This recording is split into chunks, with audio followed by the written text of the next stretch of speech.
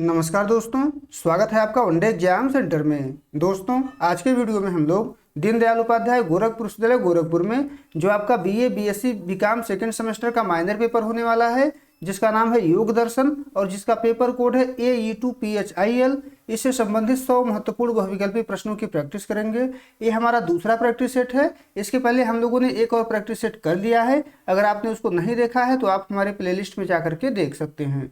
चलिए बिना देर के प्रश्नों की प्रैक्टिस शुरू करते हैं। आपका पहला प्रश्न है, योग सूत्र के अनुसार चित्त का पहला विक्षेप कौन सा है? तो चित्त का पहला विक्षेप जो है व्याधि को माना जाता है, यानी कि बीमारी को माना जाता है। ए ऑप्शन आपका पहले का सही हो जाएगा। दूसरा प्रश्न है, पतंजल के अनुसार प्रमाद का सरल अर्थ क्या है? तो पतंजल के अनुसार प्रमाद का सरल अर्थ है कर्तव्यों या साधना के प्रति लापरवाही, यानी कर्तव्यों या साधना के प्रति लापरवाही को प्रमाद कहा जाता है। बी ऑप्शन आपका दूसरे का सही हो जाएगा। तीसरा प्रश्न है, चित्त विक्षेपों को दूर करने के लिए पतंजल ने किसका अभ्यास करने को कहा है? तो एक तत्व का अभ्यास करने के लिए कहा है, जिसको एक तत्वाभ्यास कहा जाता है। डी ऑप्शन आपका तीसरे का सही हो जाएगा। चौथा प्रश्न देख लेते हैं, दूसरों की उन्नति या सुख को देखकर खुश होना क्या कहलाता है? तो इसको मुदिता कहा जाता है। सी ऑप्शन आपका चौथे का सही हो जाएगा। आगे बढ़ते हैं, पांचवा प्रश्न देख लेते हैं, दुष्ट या पापी लोगों के प्रति कैसा व्यवहार रखना चाहिए? तो दुष्ट या पापी लोगों के प्रति उपेक्षा का व्यवहार रखना चाहिए, यानी कि उदासीनता का व्यवहार रखना चाहिए। सी ऑप्शन आपका पांचवे का सही हो जाएगा। छठा प्रश्न है, योग सूत्र का सबसे बड़ा पाद यानी कि अध्याय कौन सा माना जाता है? तो योग सूत्र का सबसे बड़ा अध्याय जो है विभूति पाद को माना जाता है। सी ऑप्शन आपका छठवें का सही हो जाएगा। सातवां प्रश्न देख लेते हैं, पतंजल के अनुसार दुखों से बचने का सर्वोत्तम उपाय क्या है? तो पतंजल के अनुसार दुखों से बचने का सर्वोत्तम उपाय है विवेक ख्याति, यानी सत्य का ज्ञान। बी ऑप्शन आपका सातवें का सही हो जाएगा। आठवां प्रश्न है, अष्टांग योग में आंतरिक शुद्धि के लिए तप का क्या अर्थ है? तो तप का अर्थ है द्वंद्वों को सहना, यानी सुख दुख सर्दी गर्मी इन सबको सहना तप है। ए ऑप्शन आपका आठवें का सही हो जाएगा। नौवां प्रश्न देख लेते हैं, जब कोई यम का पालन बिना किसी देश काल या समय सीमा के करता है तो उसे क्या कहते हैं? तब उसी को जो है महाव्रत कहा जाता है। बी ऑप्शन आपका नौवें का सही हो जाएगा।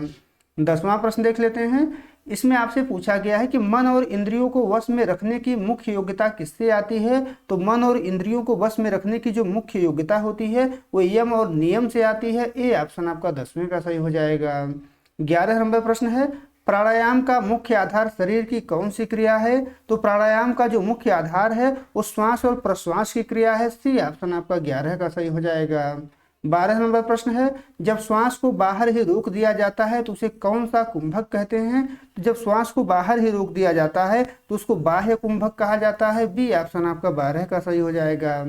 13 नंबर प्रश्न देख लेते हैं, इसमें आपसे पूछा गया है कि जब श्वास को अंदर खींचकर रोक लिया जाता है तो उसे क्या कहते हैं? जब श्वास को अंदर खींचकर रोक लिया जाता है तब उसको जो है अभ्यंतर कुंभक कहते हैं। डी ऑप्शन आपका 13 का सही हो जाएगा।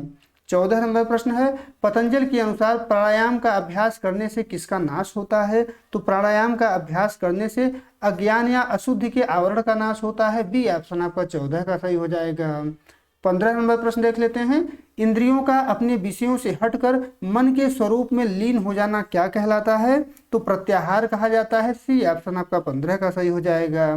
16 नंबर प्रश्न देख लेते हैं, इसमें आपसे पूछा गया है कि अष्टांग योग में ध्यान की प्रारंभिक स्थिति को क्या कहते हैं? तो अष्टांग योग में ध्यान की जो प्रारंभिक स्थिति होती है उसको धारणा कहा जाता है। सी ऑप्शन आपका 16 का सही हो जाएगा।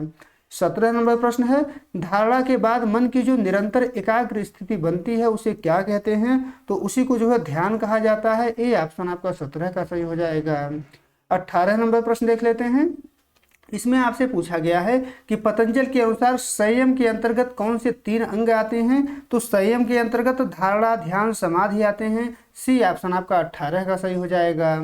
19 नंबर प्रश्न है, समाधि की अवस्था में साधक को किसकी अनुभूति होती है? तो समाधि की अवस्था में साधक को आत्मिक शांति और परमानंद की अनुभूति होती है। सी ऑप्शन आपका 19 का सही हो जाएगा। 20 नंबर प्रश्न है, राजयोग का मुख्य उद्देश्य मनुष्य के किस भाग को अनुशासित करना है? तो राजयोग का मुख्य उद्देश्य जो है मनुष्य के मन और चित्त को अनुशासित करना है। बी ऑप्शन आपका 20वें का सही हो जाएगा। 21 नंबर प्रश्न देख लेते हैं। राजयोग के अनुसार मन की शांति के लिए सबसे बड़ा बाधक क्या है? तो मन की शांति के लिए सबसे बड़ा बाधक जो है इच्छाएं और तृष्णा है। बी ऑप्शन आपका 21 का सही हो जाएगा। 22 नंबर प्रश्न है, भक्त योग के अनुसार ईश्वर और भक्त का रिश्ता कैसा होना चाहिए? तो ईश्वर और भक्त का जो रिश्ता है वो निस्वार्थ प्रेम और पूर्ण समर्पण का होना चाहिए। ए ऑप्शन आपका 22 का सही हो जाएगा। 23 नंबर प्रश्न है, नवधा भक्ति के अंतर्गत अर्चन का क्या अर्थ है? तो अर्चन का अर्थ होता है भगवान की पूजा आरती या सेवा करना। बी ऑप्शन आपका 23 का सही हो जाएगा। 24 नंबर प्रश्न है, अपने आप को भगवान का सेवक मानकर पूजा करना कौन सी भक्ति है? तो 24 का डी ऑप्शन सही हो जाएगा। इसको दास्य भक्ति कहा जाता है। डी ऑप्शन आपका 24 का सही हो जाएगा। 25 नंबर प्रश्न है, भगवान को अपना सबसे प्रिय मित्र मानकर भक्ति करना क्या कहलाता है? तो भगवान को अपना सबसे प्रिय मित्र मान करके भक्ति करना सख्य भक्ति कहलाता है। ए ऑप्शन आपका 25 का सही हो जाएगा। 26 नंबर प्रश्न देख लेते हैं। इसमें आपसे पूछा गया है कि भक्ति योग का अंतिम चरण कौन सा माना जाता है जिससे भक्त खुद को भगवान को सौंप देता है? तो 26 का सी ऑप्शन सही हो जाएगा। इसको आत्मनिवेदन कहा जाता है। सी ऑप्शन आपका 26 का सही हो जाएगा। 27 नंबर प्रश्न है, ज्ञान योग का मुख्य साधन क्या माना जाता है? तो ज्ञान योग का मुख्य साधन जो है बुद्धि, विचार और विवेक का उपयोग माना जाता है। बी ऑप्शन आपका 27 का सही हो जाएगा। 28 नंबर प्रश्न देख लेते हैं। इसमें आपसे पूछा गया है कि ज्ञान योग के अनुसार मनुष्य को बंधनों से मुक्ति कौन दिलाता है? तो मनुष्य को बंधनों से मुक्ति जो है सत्य का ज्ञान दिलाता है। बी ऑप्शन आपका 28 का सही हो जाएगा। 29 नंबर प्रश्न है, हठ योग प्रदीपिका के अनुसार हठ योग का पहला अंग कौन सा है? तो हठ योग का पहला अंग जो है आसन है। ए ऑप्शन आपका 29 का सही हो जाएगा। 30 नंबर प्रश्न देख लेते हैं। हठ योग के अनुसार शरीर में प्राण वायु का मुख्य मार्ग कौन सी नाड़ी है? तो शरीर में प्राण वायु का जो मुख्य मार्ग है उस सुषुम्ना नाड़ी को माना जाता है हठ योग में। सी ऑप्शन आपका 30वें का सही हो जाएगा। 31 नंबर प्रश्न देख लेते हैं। हठ योग में शरीर को मजबूत करने के लिए मुख्य रूप से क्या किया जाता है? तो आसन और खटकर्म किया जाता है। बी ऑप्शन आपका 31 का सही हो जाएगा। 32 नंबर प्रश्न है, हठ योग की बस्ती क्रिया का संबंध शरीर के किस हिस्से की सफाई से है? तो बस्ती क्रिया का जो संबंध है वो बड़ी आंत और पेट के निचले हिस्से की सफाई से है। डी ऑप्शन आपका 32 का सही हो जाएगा। 33 नंबर प्रश्न है, षटकर्म के अंतर्गत नौल क्रिया से शरीर का कौन सा भाग स्वस्थ रहता है? तो नौल क्रिया से जो है पेट और पाचन तंत्र स्वस्थ रहता है। बी ऑप्शन आपका 33 का सही हो जाएगा। 34 नंबर प्रश्न है, कपाल भाति शब्द में कपाल का क्या अर्थ है? तो कपाल भाति शब्द में कपाल का अर्थ होता है माथा या खोपड़ी। डी ऑप्शन आपका 34 का सही हो जाएगा। 35 नंबर प्रश्न है, कपाल भाति क्रिया का मुख्य कार्य क्या है? तो कपाल भाति क्रिया का मुख्य कार्य है श्वसन मार्ग की शुद्धि और मस्तिष्क को सक्रिय करना। बी ऑप्शन आपका 35 का सही हो जाएगा। 36 नंबर प्रश्न है, आसनों का अभ्यास करते समय श्वास की गति कैसी होनी चाहिए? तो आसनों का अभ्यास करते समय श्वास की गति जो है सामान्य और लयबद्ध होनी चाहिए। ए ऑप्शन आपका 36 का सही हो जाएगा। 37 नंबर प्रश्न है, बैठकर किया जाने वाला अर्ध मत्स्येंद्रासन मुख्य रूप से किस अंग के लिए लाभकारी है?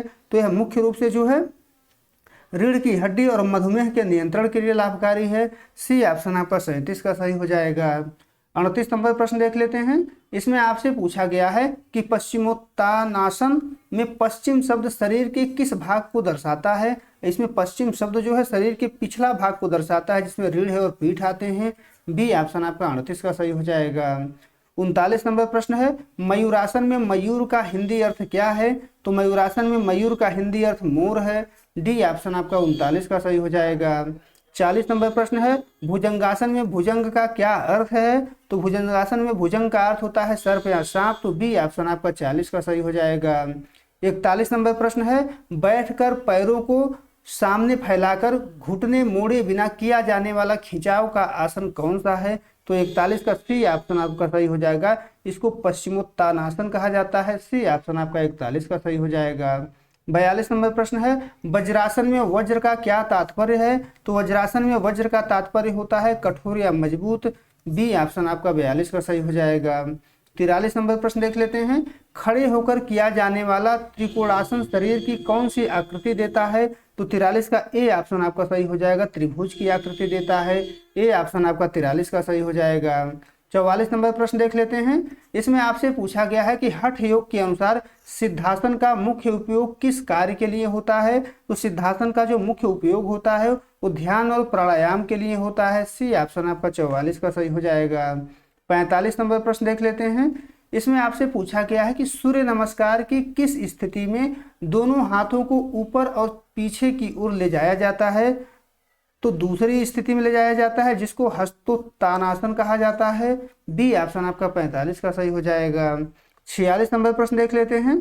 इसमें आपसे पूछा गया है कि सूर्य नमस्कार की अंतिम यानी कि 12वीं स्थिति कौन सी होती है। तो सूर्य नमस्कार की जो अंतिम स्थिति होती है उसको सूर्य नमस्कार की जो अंतिम स्थिति होती है उसको नमस्कार मुद्रा कहा जाता है, जिसको प्रमरासन कहते हैं। बी ऑप्शन आपका 46 का सही हो जाएगा।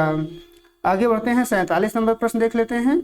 इसमें आपसे पूछा गया है कि योग साधना में सफलता के लिए भोजन का स्वभाव कैसा होना चाहिए।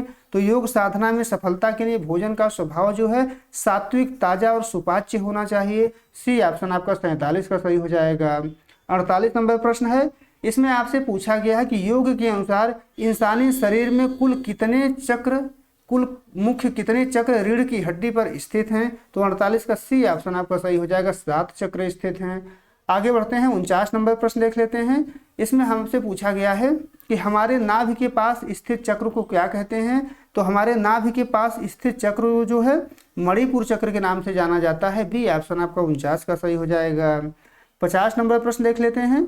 इसमें आपसे पूछा गया है कि हमारे गले के पास स्थित चक्र का नाम क्या है। तो हमारे गले के पास जो चक्र स्थित है इसको विशुद्ध चक्र कहा जाता है। ए ऑप्शन आपका 50 का सही हो जाएगा। 51 नंबर प्रश्न है। योग के अनुसार कुंडलनी शक्ति का निवास किस चक्र में माना जाता है। तो कुंडलनी शक्ति का जो निवास है वो मूलाधार चक्र में माना जाता है। डी ऑप्शन आपका 51 का सही हो जाएगा। 52 नंबर प्रश्न देख लेते हैं। हठ योग में बंध लगाने का मुख्य उद्देश्य क्या होता है। तो हठ योग में बंध लगाने का जो मुख्य उद्देश्य होता है वो ऊर्जा और प्राणवायु को शरीर के भीतर रोकना होता है। बी ऑप्शन आपका 52 का सही हो जाएगा। 53 नंबर प्रश्न है। उड्डयन बंध का अभ्यास शरीर के किस हिस्से पर किया जाता है। तो उड्डयन बंध का जो अभ्यास है वो पेट पर किया जाता है। बी ऑप्शन आपका 53 का सही हो जाएगा। 54 नंबर प्रश्न है। जालंधर बंध का संबंध शरीर के किस अंग से है। तो जालंधर बंध का जो संबंध है वो गला और ठुड्डी से है। सी ऑप्शन आपका 54 का सही हो जाएगा। 55 नंबर प्रश्न देख लेते हैं। इसमें आपसे पूछा गया है कि भ्रामरी प्राणायाम करते समय निकलने वाली ध्वनि किस जीव से मिलती है। तो गुंजन करते हुए भंवरे से मिलती है। डी ऑप्शन आपका 55 का सही हो जाएगा। आगे बढ़ते हैं, 56 नंबर प्रश्न देख लेते हैं। इसमें आपसे पूछा गया है कि किस प्राणायाम के करने से मन की चिंता और गुस्सा तुरंत शांत हो जाता है। तो 56 का बी ऑप्शन आपका सही हो जाएगा। भ्रामरी प्राणायाम करने से मन की चिंता और गुस्सा तुरंत शांत हो जाता है। बी ऑप्शन आपका 56 का सही हो जाएगा। 57 नंबर प्रश्न है। गर्मियों के दिनों में शरीर को ठंडक पहुंचाने के लिए कौन सा प्राणायाम सबसे अच्छा है। तो शीतली प्राणायाम सबसे अच्छा है। ए ऑप्शन आपका 57 का सही हो जाएगा। 58 नंबर प्रश्न देख लेते हैं। इसमें आपसे पूछा गया है कि योग दर्शन के अनुसार अंतिम लक्ष्य कैवल्य मिलने पर क्या समाप्त हो जाता है। तो कैवल्य मिलने पर जो है जन्म और मरण के सारे दुख समाप्त हो जाते हैं। सी ऑप्शन आपका 58 का सही हो जाएगा। 59 नंबर प्रश्न देख लेते हैं। योग का अभ्यास हमेशा किस स्थान पर करना चाहिए। तो योग का अभ्यास हमेशा जो है साफ, शांत और हवादार स्थान पर करना चाहिए। बी ऑप्शन आपका 59 का सही हो जाएगा। 60 नंबर प्रश्न है। योग का अभ्यास करने वाले व्यक्ति को क्या कहा जाता है। तो योग का अभ्यास करने वाले व्यक्ति को योगी या साधक कहा जाता है। डी ऑप्शन आपका 60 का सही हो जाएगा। 61 नंबर प्रश्न है। योग दर्शन के अनुसार चित्त का अर्थ मन के साथ साथ और क्या है। तो चित्त का अर्थ जो है मन के साथ साथ बुद्धि और अहंकार है। ए ऑप्शन आपका 61 का सही हो जाएगा। 62 नंबर प्रश्न देख लेते हैं। इसमें आपसे पूछा गया है कि पतंजल के अनुसार योग का पहला अंग यम मुख्य रूप से किससे सुधार के लिए है। तो योग का पहला अंग जो यम है ये समाज और हमारे व्यवहार के सुधार के लिए है। बी ऑप्शन आपका 62 का सही हो जाएगा। 63 नंबर प्रश्न देख लेते हैं। इसमें आपसे पूछा गया है कि अष्टांग योग का दूसरा अंग नियम किसके सुधार के लिए है। तो नियम जो है साधक के व्यक्तिगत और आंतरिक अनुशासन के लिए है। सी ऑप्शन आपका 63 का सही हो जाएगा। 64 नंबर प्रश्न देख लेते हैं। इसमें आपसे पूछा गया है कि बिना मांगे या बिना अधिकार के दूसरे की चीज को न छूना या न लेना क्या कहलाता है? तो अस्तेय कहलाता है। ये ऑप्शन आपका 64 का सही हो जाएगा। 65 नंबर प्रश्न है, जो कुछ भगवान ने दिया है उसमें संतुष्ट रहना नियम के अंतर्गत क्या है? तो इसको संतोष कहा जाता है। बी ऑप्शन आपका 65 का सही हो जाएगा। 66 नंबर प्रश्न है, अपने धर्म ग्रंथों को पढ़ना और अच्छे विचार रखना क्या कहलाता है? तो इसको स्वाध्याय कहा जाता है। बी ऑप्शन आपका 66 का सही हो जाएगा। 67 नंबर प्रश्न है, आसन करने से शरीर को मुख्य रूप से क्या लाभ मिलता है? तो आसन करने से शरीर को जो है स्थिरता, लचीलापन और मजबूती मिलती है। डी ऑप्शन आपका 67 का सही हो जाएगा।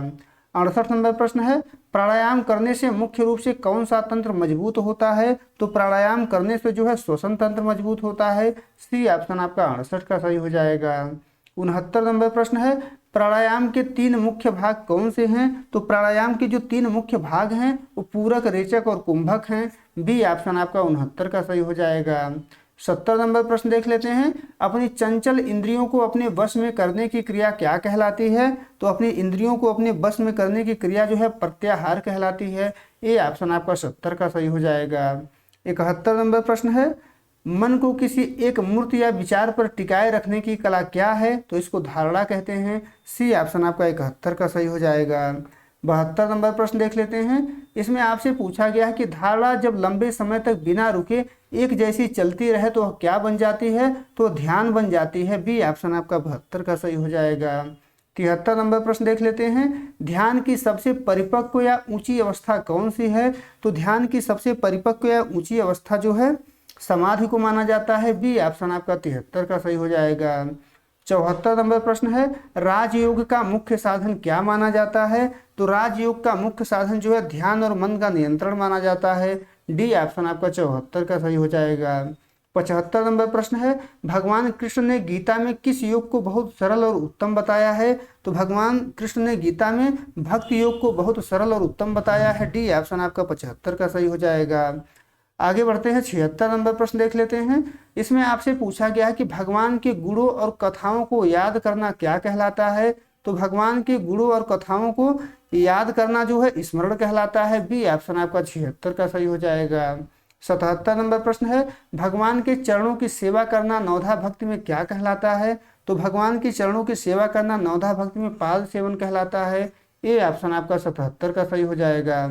78 नंबर प्रश्न है, भगवान को साष्टांग प्रणाम करना या आदर देना क्या कहलाता है? तो इसको जो है वंदन कहा जाता है। सी ऑप्शन आपका 78 का सही हो जाएगा। 79 नंबर प्रश्न है, ज्ञान योग के अनुसार दुखों का नाश कैसे संभव है? तो दुखों का नाश जो है सही ज्ञान या आत्मज्ञान से संभव है। बी ऑप्शन आपका 79 का सही हो जाएगा। 80 नंबर प्रश्न देख लेते हैं। इसमें आपसे पूछा गया है कि हठ योग विद्या के मुख्य रचयिताओं में से एक स्वामी स्वात्मा राम के ग्रंथ का नाम क्या है? तो स्वामी स्वात्मा राम के ग्रंथ का नाम है हठ प्रदीपिका। डी ऑप्शन आपका 80 का सही हो जाएगा। 81 नंबर प्रश्न है, हठ योग के अनुसार षटकर्म क्यों किया जाता है? तो षटकर्म जो है शरीर के आंतरिक अंगों की शुद्धि और सफाई के लिए किया जाता है। बी ऑप्शन आपका 81 का सही हो जाएगा। 82 नंबर प्रश्न है, बिना पलक झपकाए किसी बिंदु को देखना कौन सा षटकर्म है? तो यह जो है त्राटक षटकर्म है। सी ऑप्शन आपका 82 का सही हो जाएगा। 83 नंबर प्रश्न है, नेत्र क्रिया मुख्य रूप से शरीर के किस हिस्से को साफ करती है? तो नेत्र क्रिया जो है मुख्य रूप से नासिका मार्ग को साफ करती है। बी ऑप्शन आपका 83 का सही हो जाएगा। 84 नंबर प्रश्न है, पेट की शुद्धि के लिए कपड़ा निगलने या पानी पीने की क्रिया क्या है? तो 84 का आपका ए ऑप्शन सही हो जाएगा। इसको धौत क्रिया कहते हैं। ए ऑप्शन आपका सही हो जाएगा। आगे बढ़ते हैं, 85 नंबर प्रश्न देख लेते हैं। पेट की मांसपेशियों को हिलाने वाली नौल क्रिया का मुख्य लाभ क्या है? तो नौल क्रिया का मुख्य लाभ है पाचन शक्ति को तेज करना। सी ऑप्शन आपका 85 का सही हो जाएगा। 86 नंबर प्रश्न है, कपाल भाति करने से हमारे चेहरे पर क्या प्रभाव पड़ता है? तो कपाल भाति करने से चेहरे का चमक और तेज हो जाता है। ये ऑप्शन आपका 86 का सही हो जाएगा। 87 नंबर प्रश्न है, ध्यान लगाने के लिए सबसे उत्तम और स्थिर आसन कौन सा माना गया है? तो पद्मासन या सिद्धासन को ध्यान लगाने के लिए सबसे उत्तम और स्थिर आसन माना जाता है। बी ऑप्शन आपका 87 का सही हो जाएगा। 88 नंबर प्रश्न देख लेते हैं। रीढ़ की हड्डी को सीधा और लचीला बनाने वाला भुजंगासन कैसे किया जाता है? तो भुजंगासन जो है पेट के बल लेट करके किया जाता है। डी ऑप्शन आपका 88 का सही हो जाएगा। 89 नंबर प्रश्न देख लेते हैं। इसमें आपसे पूछा गया है कि ताड़ासन करने से बच्चों को मुख्य रूप से क्या लाभ मिलता है? तो ताड़ासन करने से लंबाई बढ़ती है और शरीर सीधा होता है। बी ऑप्शन आपका 89 का सही हो जाएगा। 90 नंबर प्रश्न है। शरीर का संतुलन और एकाग्रता बढ़ाने के लिए खड़े होकर किया जाने वाला आसन कौन सा है? तो 90 का सी ऑप्शन आपका सही हो जाएगा, वृक्षासन है। सी ऑप्शन आपका 90 का सही हो जाएगा। 91 नंबर प्रश्न है। धनुरासन में शरीर की आकृति किसके समान होती है? तो धनुरासन में शरीर की जो आकृति होती है वो खींचे हुए धनुष के समान होती है। बी ऑप्शन आपका 91 का सही हो जाएगा। 92 नंबर प्रश्न है। शरीर की पूरी थकान मिटाने और आराम देने वाला आसन कौन सा है? तो आराम देने वाला आसन जो है शवासन है। ए ऑप्शन आपका 92 का सही हो जाएगा। 93 नंबर प्रश्न देख लेते हैं। इसमें आपसे पूछा गया है कि किस आसन को आसनों का राजा कहा जाता है? तो आसनों का जो राजा है उस शीर्षासन को कहा जाता है। सी ऑप्शन आपका 93 का सही हो जाएगा। 94 नंबर प्रश्न देख लेते हैं। पश्चिमोत्तानासन करने से शरीर का कौन सा हिस्सा मजबूत और लचीला बनता है? तो रीढ़ की हड्डी और पीठ की मांसपेशियां। बी ऑप्शन आपका 94 का सही हो जाएगा। 95 नंबर प्रश्न है। घुटनों के बल बैठकर पीछे झुककर किया जाने वाला उष्ट्रासन किस पशु के नाम पर है? तो ऊंट के नाम पर है। ए ऑप्शन आपका 95 का सही हो जाएगा। 96 नंबर प्रश्न देख लेते हैं। इसमें आपसे पूछा गया है कि बैठकर किया जाने वाला गोमुखासन किस अंग के दर्द में बहुत लाभकारी है? तो गोमुखासन जो होता है वो कंधों और पीठ के दर्द में लाभकारी होता है। सी ऑप्शन आपका 96 का सही हो जाएगा। 97 नंबर प्रश्न देख लेते हैं। हलासन में शरीर की आकृति खेती के किस उपकरण जैसी दिखती है? तो हलासन में शरीर की जो आकृति होती है वो हल जैसी दिखती है। बी ऑप्शन आपका 97 का सही हो जाएगा।